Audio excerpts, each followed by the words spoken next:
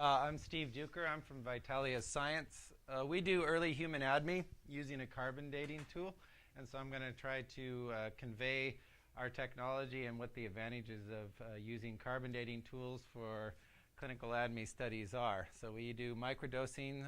We call it microdoses and microtracers. We're based in California, and we had a very nice workshop today, which I'll touch upon. So what is that? Well, as I said, this comes from carbon dating. This happens to be rabbit hair, rabbit fur. There's a bulldozer in British Columbia that pushed up some dirt. Somebody found this. They gave it to the archaeology department, and they said, what was going on with that? And prior to AMS, nobody could tell you because it required large samples, and we needed parts per quadrillion sensitivity of the carbon isotope ratio. With the advent of AMS, we were able to, I wasn't able to do this, but people in the 80s, and John Vogel in particular, were able to scrape that tool from the hemoglobin, know it was rabbit, and know about 2,200 years ago that somebody skinned a rabbit in British Columbia. So this is how carbon dating enters into the clinical ADME world because it's based upon the specificity for 14C. So how do you find a clock? Well, you might look at it, but usually you listen for the tick. In AMS, we actually look at it.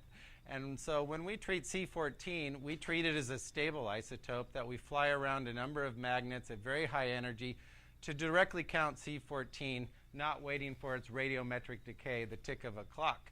So in this case, 1 DPM, which is a lot of, not much signal in radiometric analysis, has 4 billion atoms in it, which is plenty for quantitation. AMS goes down to parts per quadrillion, and its sensitivity is attomol.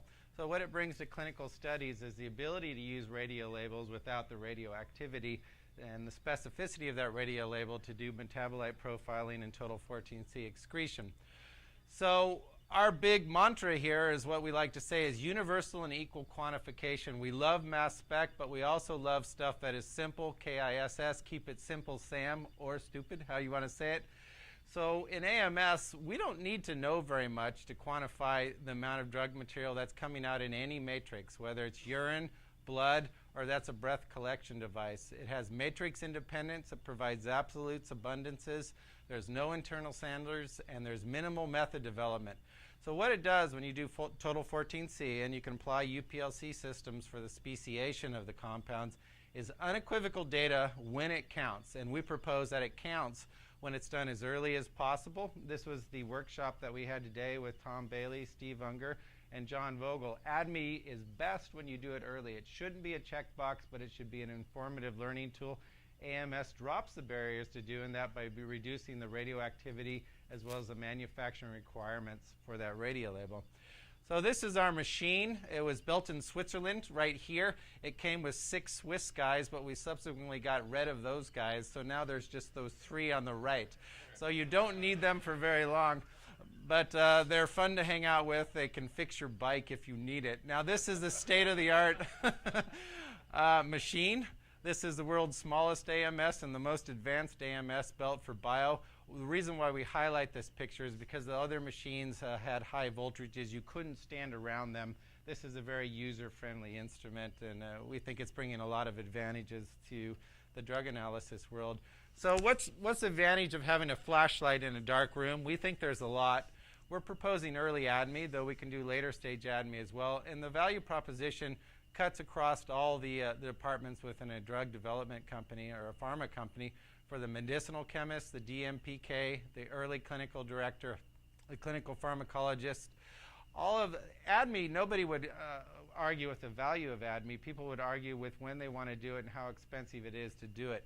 AMS makes it easy because we're using very small radio-labeled doses without the manufacturing, I said.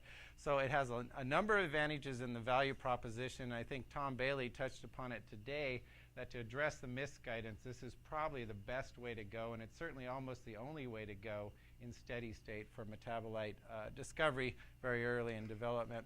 So we are a CRO. We're hoping to grow. I hope next year I have something else to say besides showing you the instrument, because the instrument's not the point. It's the value it brings to your studies, and that's what we want to focus on next year. So we're empowering clinical development.